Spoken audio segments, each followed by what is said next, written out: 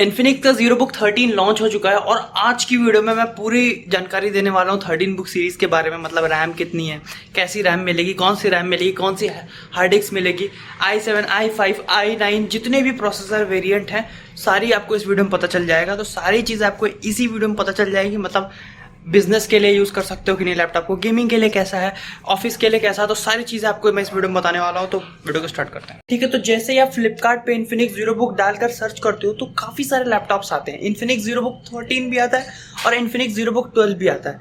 तो Infinix zero book 12 आपको नहीं लेना है, आपको इन्फिनिक्स जीरो बुक 13 ही लेना है। दोनों में क्या डिफरेंस है पहले इसको समझाता हूँ, फिर आगे चलकर एक एक लैपटॉप को अच्छे से क्लियर करूँ। ठीक है, तो स्क्रीन पे आते हैं। पहले 12 और 13 में क्या डिफरेंस है एक्चुअल, और कितने लैपटॉप्स आपको 12 में देखने को मिलेंगे और कितने लैपटॉप आपको 13 में देखने को मिलेंगे, ये सारी चीजें पहले बताता हूँ, फिर उसके बाद दोनों का डिफरेंस बताऊंगा। यहाँ पे अपने स्क्रीन पे आ चुके हैं, तो अब ध्यान से देखो। तो मैंने दो हिस्सों में बांट दिया स्क्रीन को। एक तरफ मैंने लिखा है जीरो बुक 13 और एक तरफ मैंने लिखा है जीरो बुक 12। ठीक है, और एक चीज और ध्यान से देखना कि आपको जब आप फ्लिपकार्ट पे जाओगे तो आपको टोटल यही 8 लैपटॉप देखने को मिलेंगे। इस 8 लैपटॉप के अलावा इन्फिनिक्स के अभी कोई भी लैपटॉप फ्लिपकार्ट पे नहीं है, जीरो बुक सीरीज के स्पेशली बताऊं तो। जीरो बुक सीरीज की यहाँ पे बात हो रही है और किसी की बात नहीं हो रही। ठीक है, तो जीरो बुक में आपको यही 8 लैपटॉप देखने को मिलेंगे, जिसमें से 4 आपके जीरो बुक 12 होंगे और बाकी के 4 आपके जीरो बुक 13 होंगे। तो लाइन से मैंने यहाँ पे लगा के रखा है, आप यहाँ पे देख सकते हो। जीरो बुक 12 वाले में अगर आप देखोगे तो 55,000 से यहाँ पे शुरुआत हो रही है, 55,000, फिर 63,000, फिर 73,000, फिर 81,000। तो ये लाइन से लगाया मैंने, पहले i5 को रखा है, फिर i7 को, फिर i9 को। बिल्कुल उसी तरह अगर आप जीरो बुक 13 में जाओगे तो यहाँ पे आपको देखोगे 52 से शुरुआत हो रही है, 52, 65, 70 और फिर 82। तो इस तरीके से जीरो बुक 13 की रेंज है। तो दोनों में क्या अंतर है देखो। यहाँ पे जो पहला लैपटॉप है, दोनों का पहला देखो, जो जीरो बुक 12 है उसका पहला लैपटॉप है आपको i5 देखने को मिलता है। एंड यहाँ पे भी जीरो बुक 13 में भी आपको जो पहला लैपटॉप देखने को मिलेगा वो i5 ही देखने को मिलेगा। तो आप यहाँ पे साफ साफ देख सकते हो कि जो जीरो बुक 13 है उसका प्राइस कम है और i5 वाले का भी प्राइस कम है। जीरो बुक 13 ज्यादा अच्छा है या जीरो बुक 12 ज्यादा आता है? डेफिनेटली जीरो बुक 13 ज्यादा अच्छा है, क्योंकि वो 13 जनरेशन वाला प्रोसेसर के साथ आता है और जीरो बुक 12 वाला आपका 12 जनरेशन वाला प्रोसेसर के साथ आता है। तो साफ साफ है कि जीरो बुक 13 ज्यादा अच्छा है as compared to zero book 12। और एक बात और, एक अपग्रेड और बताता हूँ। देखो, जो जीरो बुक 13 है उसमें आपको LPDDR5X की रैम देखने को मिलती है, वहीं पे जीरो बुक 12 में आपको सिर्फ LPDDR5 की रैम देखने को मिलती है, जो कि बोला गया है कि 4800 मेगाहर्ट्ज की है। ठीक है, अब LPDDR5 4800 मेगाहर्ट्ज की रैम आपको जीरो बुक 12 में देखने को मिलती है, और जीरो बुक 13 में अगर आप आओगे तो आपको LPDDR5X की रैम देखने को मिलेगी, लेकिन स्पीड नहीं बताई गई है अभी। स्पीड इसमें मैंने मतलब कहीं भी नहीं देखा है स्पीड के बारे में, बट इसकी स्पीड 4800 मेगाहर्ट्ज से तो ज्यादा होगी। तो यहाँ पे अब सवाल आता है कि मेरे को अगर जीरो बुक 13 लेना चाहिए, 12 लेना चाहिए। जीरो बुक 13 तो सस्ता मिल रहा है, 52,000 का मिल रहा है और वो अच्छा भी है, और जीरो बुक 12 तो 55,000 का मिल रहा है, बट उसकी रेटिंग ज़्यादा है और वो पुराना है तो उस पर भरोसा किया जा सकता है, ऐसा कुछ नहीं है। देखो, जीरो बुक 13 अभी नया लॉन्च हुआ है, इस वजह से सस्ता है क्योंकि उसकी रेटिंग नहीं है। इसका मतलब ये नहीं कि वो खराब है, वो लैपटॉप जीरो बुक 12 से भी ज़्यादा बेटर है। उसमें 13 जनरेशन का प्रोसेसर लगा हुआ है, उसका ग्राफिक्स भी अच्छा है। 13 जनरेशन वाले प्रोसेसर के ग्राफिक्स 12 जनरेशन कंपेरिजन में बेटर है, और साथ ही साथ रैम भी उसमें LPDDR5X की रैम मिलेगी आपको, बैटरी भी आपको ज़्यादा देखने को मिलेगी। तो ये सारे फीचर आपको जीरो बुक 13 में मिल रहे हैं जो जीरो बुक 12 में नहीं मिल रहे हैं। और साथ ही साथ कि अभी लॉन्च हुआ है और रेटिंग भी नहीं है, मतलब लैपटॉप एकदम नया है मार्केट में, तो ज़्यादा लोग इसको ले नहीं रहे हैं डर के मारे, इसी वजह इसका प्राइस भी कम रखा गया है। आप इस चीज़ का फायदा उठा सकते हो। अब मैंने इस पर एक वीडियो भी बनाई है कैसे आप जीरो बुक 13 i5 13 जनरेशन खरीद सकते हो सिर्फ और सिर्फ 44,000 में। तो उसका वीडियो का लिंक मैं डिस्क्रिप्शन में दे दूंगा और लास्ट में आपको मिल जाएगा, आप उसमें भी देख सकते हो। लास्ट में जो एंड स्क्रीन में आता है वहाँ पे भी आपको उसकी लिंक मिल जाएगी, वहाँ से क्लिक कर आप उसको देख सकते हो कैसे मैंने जीरो बुक 13 i5 13 जनरेशन को मैंने सिर्फ और सिर्फ 44,000 में लिया है। जो यहाँ 52,000 दिख रहा है ना, मैंने इसी लैपटॉप को 52,000 वाले लैपटॉप को 44,000 में सिर्फ और सिर्फ लिया है। कैसे, वो आपको पता चल जाएगा, उस वीडियो को देखोगे तो समझ में आ जाएगा। ठीक है, तो अब दूसरे लैपटॉप की तरफ बढ़ते हैं। यहाँ पे इन्फिनिक्स जीरो बुक 13 में अगर आप देखोगे तो ये जो दूसरा लैपटॉप है i7 वाला, वो आपको देखने को मिलता है 65,000 का, और यहाँ पे आपको देखने को मिलता है 63,000 का। ठीक है, तो ये भी सही है, मतलब प्राइस के हिसाब से सही है, क्योंकि ZeroBook 13 ज़्यादा बेटर है, ज़्यादा अच्छी परफॉर्मेंस आपको ZeroBook 13 में देखने को मिलेगी। उसमें i7 का जो 13 जनरेशन का प्रोसेसर है वो ज़्यादा बेटर परफॉर्म करेगा, इसीलिए महंगा भी है। बट इसमें एक और अच्छी बात बताऊं, ये लैपटॉप को मैंने खरीदा है, मैंने इस लैपटॉप को खरीदा है टोटल 56,000 में। कैसे 56,000 में मैंने इसको परचेज किया, इस पर मैंने पूरी वीडियो बनाई हुई है, उसको देखना चाहोगे तो आई बटन पे लिंक मिल जाएगा, डिस्क्रिप्शन में मिल जाएगा, तो देख सकते हो कैसे मैंने इस लैपटॉप को 56,000 में लिया है, सिर्फ और सिर्फ 56,000 में। ठीक है, तो आप उसको भी जाके चेकआउट कर सकते हो अगर आपका मन हो देखने का। फिर उसके बाद हम थर्ड लैपटॉप की तरफ चलते हैं। तो थर्ड लैपटॉप आप देखोगे तो ZeroBook 13 में अगर आप देखते हो तो यहाँ पे आपको जो तीसरा लैपटॉप देखने को मिलता है वो 70,000 का देखने को मिलता है, और यहाँ पे ZeroBook 12 में आपको जो तीसरा लैपटॉप देखने को मिलता है वो 73,000 का देखने को मिलता है। तो अब इसमें 70,000 का है, इसमें 73,000 का। देखो जो ZeroBook 12 में जो तीसरा लैपटॉप है उसमें i9 का प्रोसेसर लगा हुआ है। ZeroBook 12 की मैं बात कर रहा हूँ। ZeroBook 12 में जो तीसरा लैपटॉप है उसमें आपको i9 का प्रोसेसर लगा हुआ है, वो आपको पड़ेगा 73,000 का। एंड वहीं पे ZeroBook 13 में जो तीसरा लैपटॉप है वो यहाँ पे उसका प्राइस है यहाँ पे 70,000, बट इसमें जो प्रोसेसर लगा है वो i7 का लगा है 13 जनरेशन का। तो अगर अब बात करूं एक i7 का प्रोसेसर 13 जनरेशन वाला वर्सेस एक i9 का प्रोसेसर 12 जनरेशन वाला, तो इनमें से कौन बेटर होगा?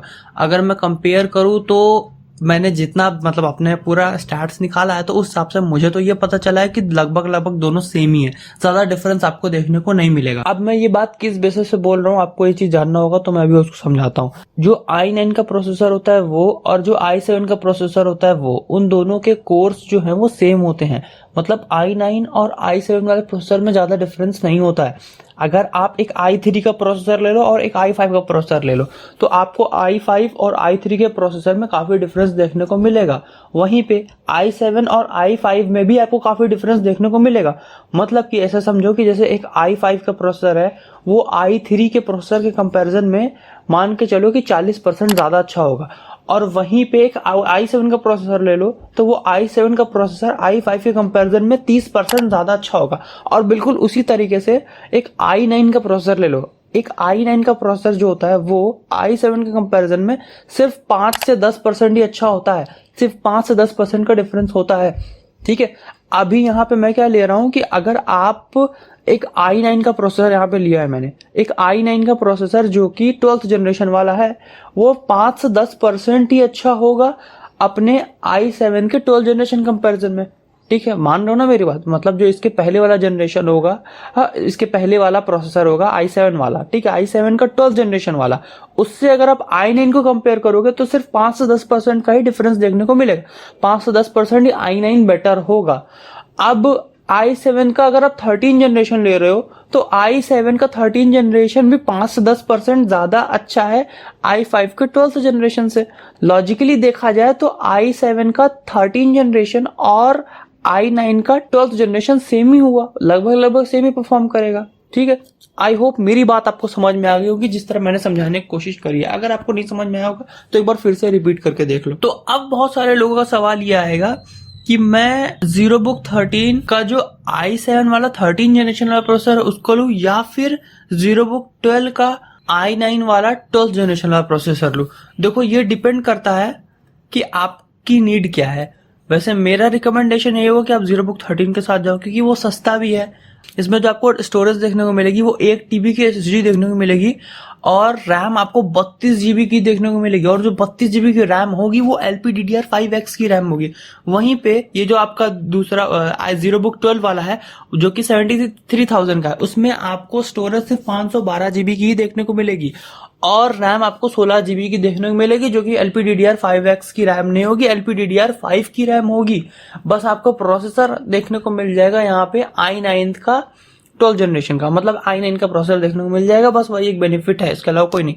लेकिन आप ZeroBook 13 में आओगे तो वहां पे आपको 1 TB की SSD देखने को मिलती है प्लस 32 GB की रैम देखने को मिलती है, वो भी बहुत फास्ट वाली, और प्रोसेसर आपको i7 का 13 जनरेशन देखने को मिलता है। तो ये डिफरेंस है, मेन डिफरेंस यही है। तो मैं सीधे यही बोलूंगा कि आप आंख मूंद के ZeroBook 13 की तरफ जाओ जो कि सिर्फ 70,000 का है। उसके बाद आगे बढ़ते हैं, अगले लैपटॉप की तरफ चलते हैं। यहाँ पे जो ZeroBook 13 है उसके हम चौथे लैपटॉप पे आते हैं। ये आपको देखने को मिलेगा 82,000 का। ठीक है, 82,000 का देखने को मिलता है। इसमें क्या क्या चीजें हैं उसके बारे में बात करते हैं। तो इसमें आपको जो प्रोसेसर देखने को मिलेगा वो मिलेगा i9 का 13 जनरेशन का प्रोसेसर देखने को मिलेगा, पहली चीज। और दूसरी चीज इसमें आपको देखने को मिलेगी 32 GB की रैम, जो कि वही LPDDR5X की स्पीड से चलेगा। और तीसरी चीज इसमें आपको 1 TB की हार्ड डिस्क देखने को मिलेगी। मतलब सारी चीजें सेम ही है, बस आपको जो प्रोसेसर है वो i9 का देखने को मिल जाएगा, वो भी 13 जनरेशन वाला। तो डेफिनेटली 13 जनरेशन का है वो ज्यादा अच्छा होगा एज कम्पेयर टू i9 के 12 जनरेशन से। तो यहाँ पे आगे बढ़ते हैं, यहाँ पे ZeroBook 12 की तरफ आते हैं। यहाँ पे जब आप ZeroBook 12 में जब चौथा लैपटॉप देखोगे तो वो आपको 81,000 का देखने को मिलेगा, जिसका प्राइस 81,000 है। एंड इसमें इसके फीचर की बात करें तो इसमें भी आपको वही देखने को मिलता है। इसमें आपको देखने को मिलेगा i9 का 12th जनरेशन, उसमें आपको i9 का 13 जनरेशन देखने को मिल रहा था, इसमें आपको i9 का 12 जनरेशन देखने को मिलेगा। जो रैम मिलेगी वो 32 GB की रैम मिलेगी, लेकिन जो रैम मिलेगी वो LPDDR5 की मिलेगी। LPDDR5X की रैम देखने को नहीं मिलेगी।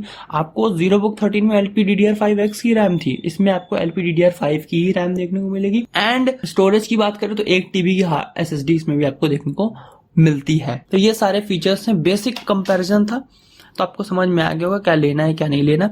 एंड इन दोनों की मैं बात करूं, इसमें से आपको कौन लेना चाहिए, मतलब ZeroBook 13 के i9 वाले की बात करूं, मतलब चौथे लैपटॉप की बात करूं, तो इसमें से आपको जो सस्ता मिले ले लो, क्योंकि दोनों ही मैं कहूंगा सही है।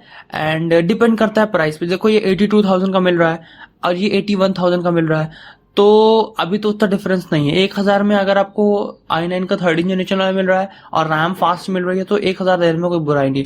बट अगर कोई ऐसी सिचुएशन बने, ऐसी सेल आ जाए कि ये वाला जो लैपटॉप आपको 82,000 का मिल रहा है, ये लैपटॉप आपको मान के चलो ये लैपटॉप आपको 75,000 का मिलने लगे, एंड वहीं पे ये वाला लैपटॉप आपको मिल रहा है सिर्फ और सिर्फ 65,000 का, ठीक है, 65,000 का। जो ZeroBook 12 वाला है वो आपको 65,000 का मिले और ये आपको 75,000 का मिले, मतलब 10,000 का डिफरेंस आ जाए, 10,000 सस्ता हो जाए ZeroBook 12 ZeroBook 13 के कंपैरिजन में, तो ZeroBook 12 लेना फायदेमंद होगा। कि 10,000 वही प्राइस डिफरेंस पर डिपेंड करता है ना, कि 10,000 रुपए कम देने पे हमको फीचर्स भी कम मिल रहे हैं बट उतने भी कम नहीं मिल रहे हैं। तो इस तरह की सिचुएशन में आप ZeroBook 12 ले सकते हो। और अगर कोई ऐसी सिचुएशन हुई कि मान लो कि ZeroBook 13 का प्राइस कम होकर 75,000 हो गया और ZeroBook 12 का प्राइस कम होकर 73,000 है, तो उस तरह की सिचुएशन में सिर्फ क्योंकि डिफरेंस 2,000 का है कि आप 2,000 ज्यादा दोगे तो आपको जो प्रोसेसर का जनरेशन है वो बढ़ जाएगा, 2,000 में ही बढ़ जाएगा। तो डिफरेंस पे डिपेंड करता है ना, कि 73,000 देने से अच्छा मैं 1-2,000 और दे दूं, 75,000 में मैं ZeroBook 13 ले लूं। तो ये अगर ऐसी सिचुएशन बनती है तो उस केस में आपको ZeroBook 13 लेना चाहिए। वहीं पे अगर डिफरेंस आता दोनों के प्राइस में कि ZeroBook 12 आपको 10,000 कम देने पे मिल रहा है, तो डेफिनेटली आपको ZeroBook 12 ही लेना ज्यादा सही होगा। मतलब मैं एक जो फैक्टर है इसमें ऐड कर रहा हूँ वैल्यू फॉर मनी, कि आप जितना पैसा दे रहे हो आपको उतनी कीमत मिलनी चाहिए। इसको भी मैं यहाँ पे कंसिडर करके ये वीडियो बना रहा हूँ, ठीक है। बाकी ओवरऑल जितना कंपैरिजन करना था मैंने कर दिया। मैंने दोनों लैपटॉप्स के डिफरेंसेस आपको बता दिए अच्छी तरीके से। आपको प्रायोरिटी पे ZeroBook 13 ही रखना है, उसी को कोशिश करना है लेने की।